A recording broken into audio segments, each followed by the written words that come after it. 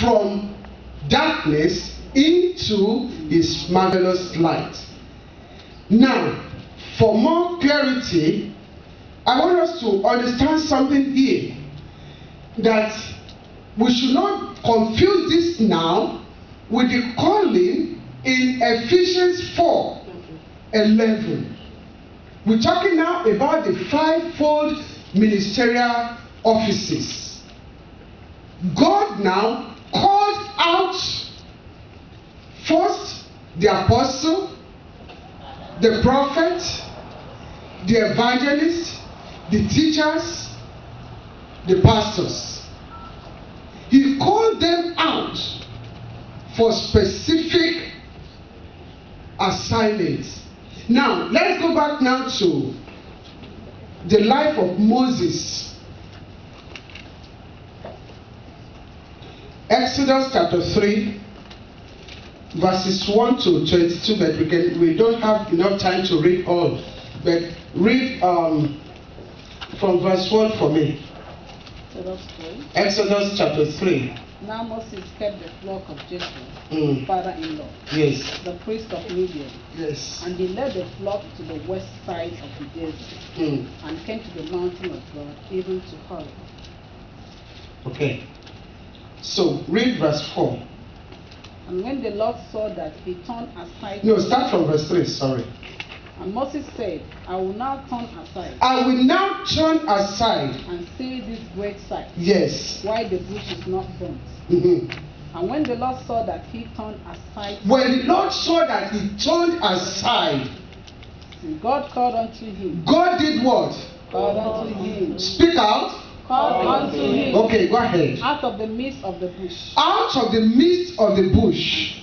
I said. Moses. Moses. And he said, Here I am. And he said, Draw not near here. Put up your shoes from your feet, for the place on which you stand is holy ground. Go to verse 7. And the Lord said, I have surely seen the affliction. That's the instruction now. The purpose for which he was called is seen in verse 7.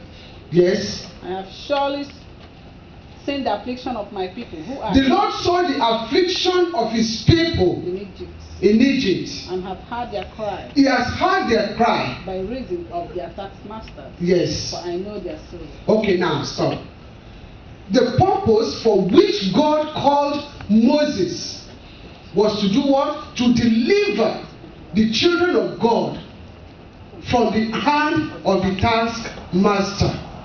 And so we see throughout the journey of Moses with the Israelites, he always carried out specific instructions that God gave to him concerning the deliverance of the Israelites, stage by stage. Time will not permit us to read everything, but when you get back home, read Exodus chapter 3 from verses 1 to the end. Now, go to Joshua chapter 1.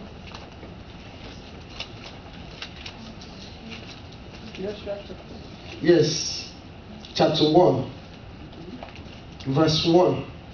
Now after the death of Moses. Now after the death of Moses, the servant of the Lord. The servant of the Lord. It came to pass. It came to pass that the Lord spoke unto Joshua. The Lord spoke unto who? Joshua. Go ahead. The son of Nun, Moses' minister, saying, Moses my servant is dead. Now therefore arise, go over this Jordan, you and all these people, unto the land which I do give to them. Now stop. Who was Joshua to Moses? Servant. Answer me. Moses' minister. Moses' assistant. The second in command. Now, you see the way God called Moses and the way he chose Joshua.